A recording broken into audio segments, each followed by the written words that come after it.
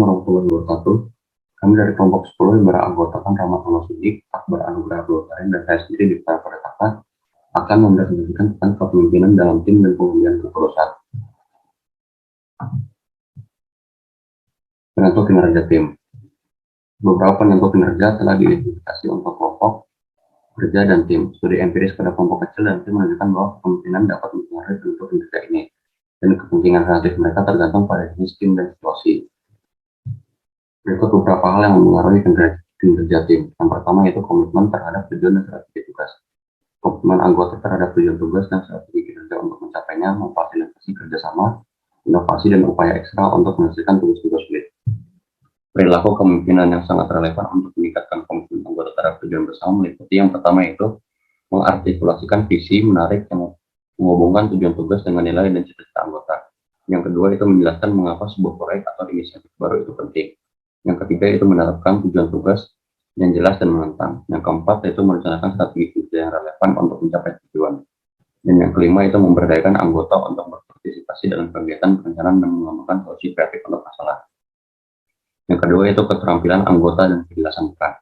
Kinerja kelompok akan lebih tinggi ketika anggota memiliki pengetahuan dan keterampilan yang diperlukan untuk melakukan pekerjaan dan mereka memahami apa yang harus dilakukan, bagaimana melakukannya, dan kapan harus dilakukan. Keterampilan anggota dan harapan peran yang jelas lebih penting ketika tugas itu kompleks dan sulit dipelajari.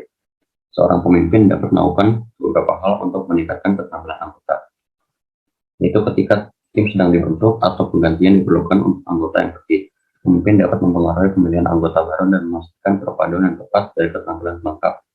Pemimpin dapat menilai keterampilan anggota saat ini untuk mengidentifikasi kekurangan, memberikan umpan balik dan pembinaan yang konstruktif. Hal yang ketiga itu organisasi dan koordinasi internal.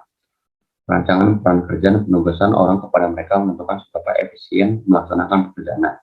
Kinerja akan menurun jika sebuah tim memiliki orang-orang berbakat tetapi mereka diberi tugas yang keterampilan mereka tidak relevan, atau jika tim menggunakan strategi kinerja yang konsisten dengan keterampilan anggota. Kinerja tim juga tergantung pada sejauh mana aktivitas saling bergantung dari anggota yang berbeda konsisten dan sinkron. Koordinasi tingkat tinggi sangat penting ketika tim melakukan tugas yang kompleks di bawah kondisi yang berubah dengan cepat.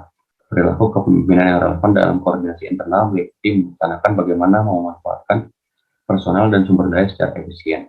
Yang kedua itu membuat rencana darurat untuk menghadapi kemungkinan hambatan dan keadaan darurat. Yang ketiga itu melibatkan anggota dengan keahlian yang relevan dalam kegiatan tim perencanaan.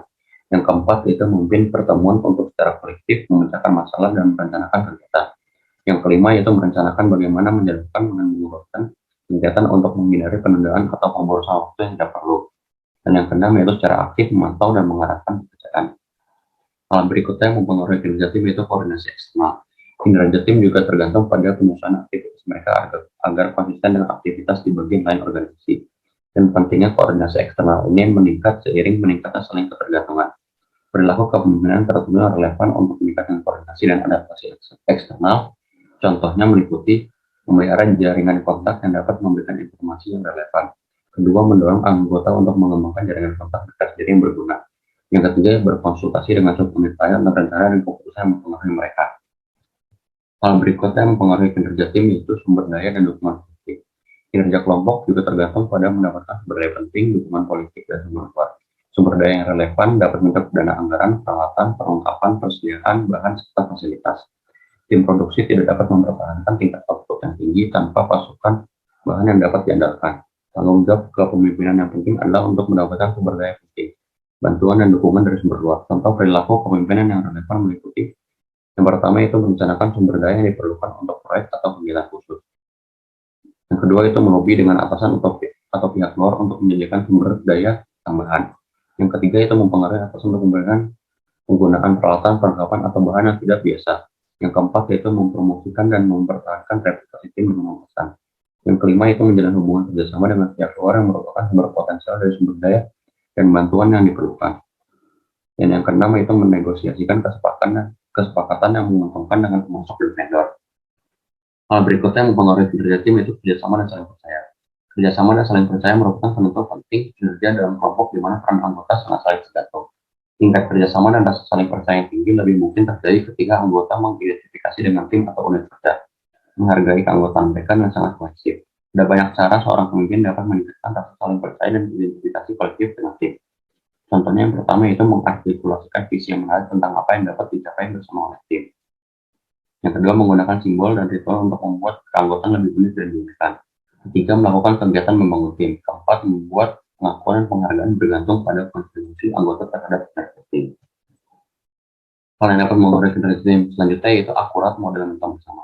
Model mental biasanya digunakan untuk mengungkapkan keyakinan dasar dan asumsi implisit tentang penyebab kinerja dan cara terbaik untuk meningkatkannya.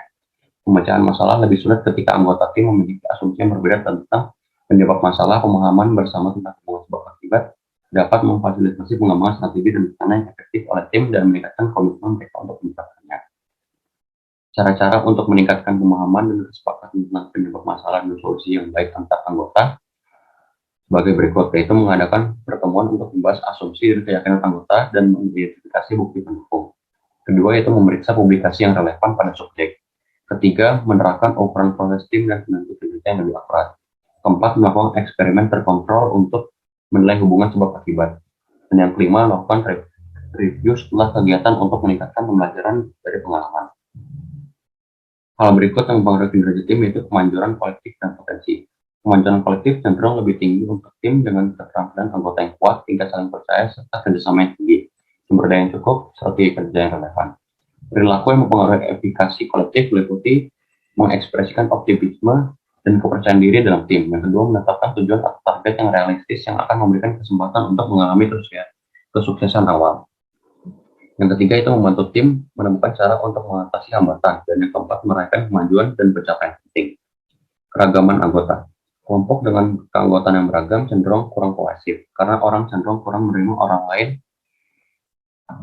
yang memiliki keyakinan, nilai, dan tradisi yang berbeda. Keragaman juga dapat menghambat komunikasi ketika anggota menggunakan bahasa jargon, ukuran, atau kriteria yang berbeda.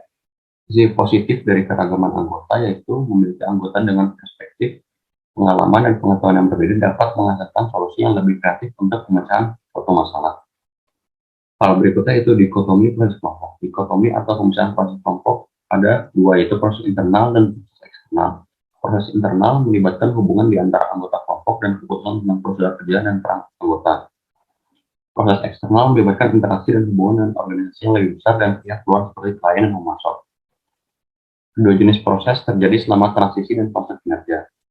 Kepemimpinan dapat diberikan oleh pemimpin yang dipilih atau ditunjuk oleh anggota individu dan oleh pemimpin eksternal dalam organisasi dengan wewenang atau tugas kelompok, prosedur, dan sumber daya. Materi yang kedua itu tim kerja fungsional. Dalam tim operasi fungsional, para anggota cenderung memiliki pekerjaan yang agak terspesialisasi tetapi masih merupakan bagian dari fungsi dasar yang sama.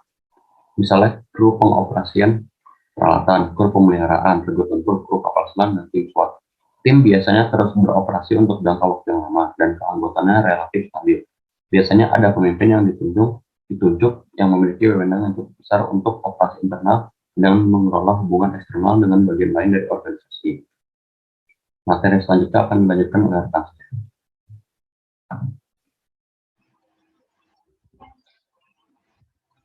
Perkenalkan, nama saya Rahmatullah Sidik.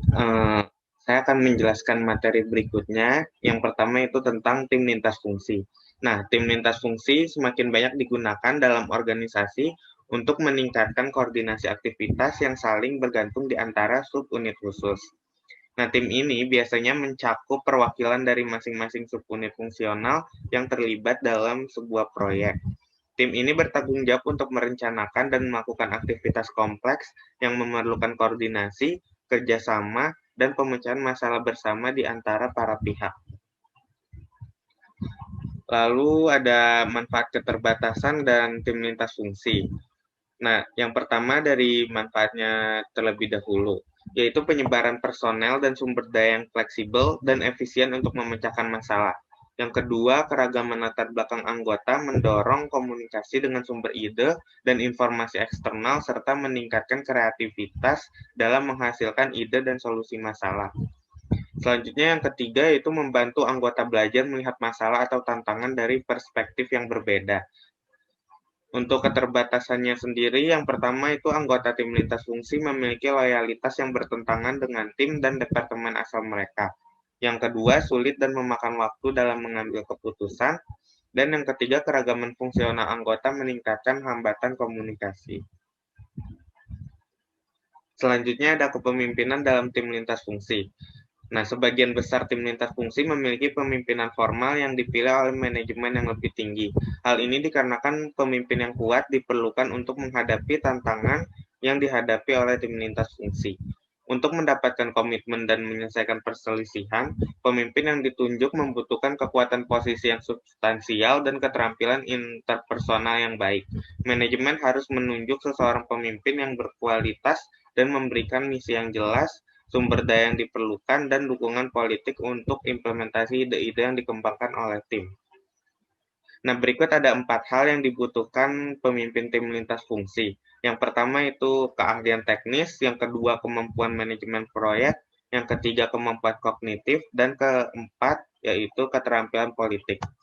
Nah, untuk selanjutnya ada 4 peran kepemimpinan yang penting untuk tim lintas fungsi dalam memecahkan masalah, mengelola proyek, atau mengembangkan kebijakan sebuah organisasi. Nah, yang pertama itu ada peran envisioning, yang kedua ada peran organizing, yang ketiga ada peran social integrating, dan yang keempat ada external spanning. Hambatan yang dihadapi dalam tim lintas fungsi begitu besar sehingga pemimpin tidak dapat menjalankan semua peran kepemimpinan ini sendirian. Nah, kesuksesan dalam kepemimpinan tim lintas fungsi membutuhkan upaya dari banyak pemimpin. Beberapa tanggung jawab kepemimpinan internal dapat dibagi dengan anggota individu dari tim yang memiliki keahlian khusus tentang aspek tertentu dari proyek. Tim proyek lintas fungsi tanpa pemimpin yang kuat cenderung tidak akan berhasil. Berikutnya ada tim kerja yang dikelola sendiri. Nah, dalam tim ini, sebagian besar tanggung jawab dan wewenang yang biasanya diberikan pada posisi manajer diserahkan kepada anggota tim.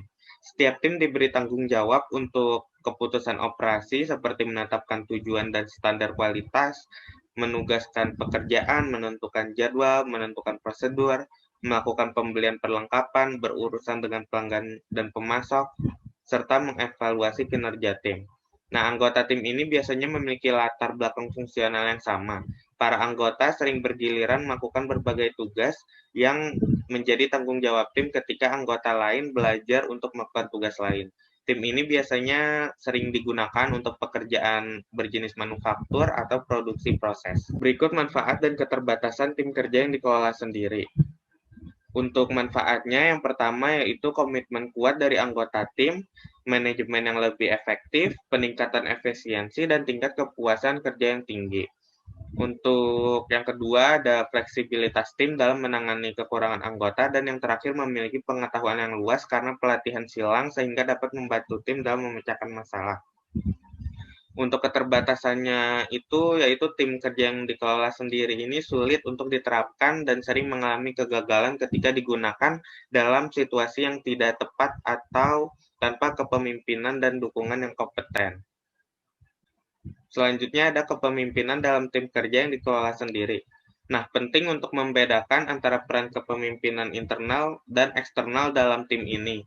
Peran kepemimpinan internal ini melibatkan tanggung jawab manajemen yang ditugaskan kepada tim dan dibagi oleh anggota kelompok. Biasanya tim kerja yang dikelola sendiri memiliki pemimpin tim internal yang dipilih oleh anggota dan posisinya dapat dirotasi di antara anggota yang berbeda secara teratur. Sedangkan peran seorang pemimpin eksternal melibatkan tanggung jawab manajerial yang tidak didelegasikan kepada tim. Para pemimpin eksternal biasanya mungkin manajer menengah, fasilitator khusus, atau beberapa supervisor lini pertama sebelumnya. Untuk tim berikutnya itu ada tim virtual. Nah, dalam tim virtual, para anggota biasanya terpisah secara geografis dan mereka jarang bertemu secara langsung. Sebagian besar komunikasi antar anggota bergantung pada komputer dan teknologi telekomunikasi. Nah, tim virtual dapat berupa pengaturan sementara atau pengaturan yang lebih lama untuk melaksanakan tanggung jawab berkelanjutan seperti dalam memecahkan masalah teknis, merencanakan acara rutin, mengkoordinasi kegiatan di antara unit organisasi, serta memelihara koordinasi eksternal dengan pemasok dan klien. Berikut manfaat dan keterbatasan tim virtual. Yang pertama dari manfaat, yaitu dapat membentuk kerjasama tim walaupun berada di lokasi yang berbeda. Selanjutnya yaitu memudahkan orang untuk berpartisipasi dengan cara yang berbeda pada saat dibutuhkan. Dan yang terakhir memiliki anggota yang berbeda-beda, baik dari budaya, zona waktu, maupun organisasi. Untuk keterbatasannya sendiri, yang pertama itu sulit untuk memantau kinerja anggota, sulit untuk mendapatkan komitmen dari anggota, serta masalah koordinasi yang sulit diselesaikan. Mungkin sekian dari saya, untuk materi berikutnya akan dijelaskan oleh rekan saya. Terima kasih. Perkenalkan, nama saya Akbar dan Abu Karim. Kali ini saya akan menjelaskan atau memaparkan tentang materi pedoman untuk memimpin tim. Jadi, pedoman untuk memimpin tim ini adalah berbagai cara berbeda telah diidentifikasi bagi para pemimpin untuk meningkatkan kekompakan anggota, kerjasama, identifikasi tim, kemanjuran kolektif, dan pembelajaran kolektif. Pedoman berikut berdasarkan penelitian, teori, dan wawasan praktisi menjelaskan prosedur pembangunan tim yang dapat digunakan sendiri atau dalam berbagai kombinasi bila relevan untuk situasi tersebut. Pedoman untuk leading teams ini memiliki beberapa poin-poin yang dimana yang pertama adalah menekankan kepentingan dan nilai-nilai bersama, gunakan upacara, ritual, atau simbol untuk mengembangkan identifikasi kolektif. Yang ketiga, mendorong dan memfasilitasi interaksi sosial. Yang keempat, beritahu kepada orang-orang tentang kegiatan dan pencapaian kelompok. Yang kelima, melakukan sesi analisis proses. Yang keenam, meningkatkan insentif untuk gotong royong. Kemudian ada mengadakan sesi latihan dalam kondisi yang realistis. Yang terakhir, gunakan ulasan setelah kegiatan untuk memfasilitasi pembelajaran kolektif oleh tim. Kemudian ada materi tentang pedoman untuk memimpin sesi tinjauan setelah kegiatan. Yang pertama, menjelang awal membuat kritik diri yang mengakui kekurangan. Yang kedua, dorong umpan balik dari orang lain dan berikan contoh penerimaan yang tidak defensif. Yang ketiga, minta anggota untuk mengidentifikasi aspek yang efektif dan tidak efektif dari kinerja tim. Yang keempat, dorong anggota untuk memeriksa bagaimana proses kelompok mempengaruhi kinerja tim. Kemudian ada jaga agar diskusi tetap terfokus pada perilaku daripada individu. Jika perlu, berikan penilaian Anda sendiri terhadap kinerja tim. Selanjutnya ada mengakui dan minta saran. Yang terakhir, mengusulkan perbaikan yang belum termasuk dalam saran tim. Kemudian saya akan menjelaskan mengenai bagaimana cara memimpin kelompok keputusan. Jenis utama perilaku kepemimpinan dalam kelompok keputusan itu terbagi atas 4. Fungsi tugas. Yang pertama, penataan proses. Kedua, merangsang dan memperjelas komunikasi. Yang ketiga, meringkas pengujian konsensus. Kemudian ada tujuan khusus. Diskusi yang pertama adalah diskusi, panduan, dan urutan. Yang kedua, meningkatkan pertukaran informasi dan pemahaman. Yang ketiga, periksa pemahaman dan kesepakatan. Yang ketiga adalah pemeliharaan grup. Yang pertama adalah penjaga gerbang. Kedua, harmonisasi dan mendukung pengaturan standar. Yang ketiga, menganalisis proses. Dan tujuan khususnya yaitu meningkatkan dan menyamakan partisipasi, mengurangi ketegangan dan penarikan diri. Yang ketiga, temukan dan selesaikan masalah. Kemudian ada pedoman untuk memimpin rapat. Jadi bagian ini menjelaskan prosedur khusus yang dapat digunakan pemimpin untuk meningkatkan efektivitas kelompok dalam memecahkan masalah dan membuat keputusan. Pedoman untuk memimpin pertemuan. Di dalam hal ini ada 8 poin, yaitu pedoman untuk memimpin rapat kelompok keputusan. Yang pertama, memberitahu orang-orang tentang persiapan yang diperlukan rapat. Yang kedua, berbagi informasi penting dengan anggota kelompok. Yang ketiga, jelaskan masalahnya tanpa menyiratkan penyebab atau solusi. Jelaskan masalahnya tanpa menyiratkan penyebab atau solusi. Yang ketiga, berikan waktu untuk menghasilkan ide dan evaluasi dan pisahkan. Memfasilitasi partisipasi dan mendorong anggota mencari solusi integratif.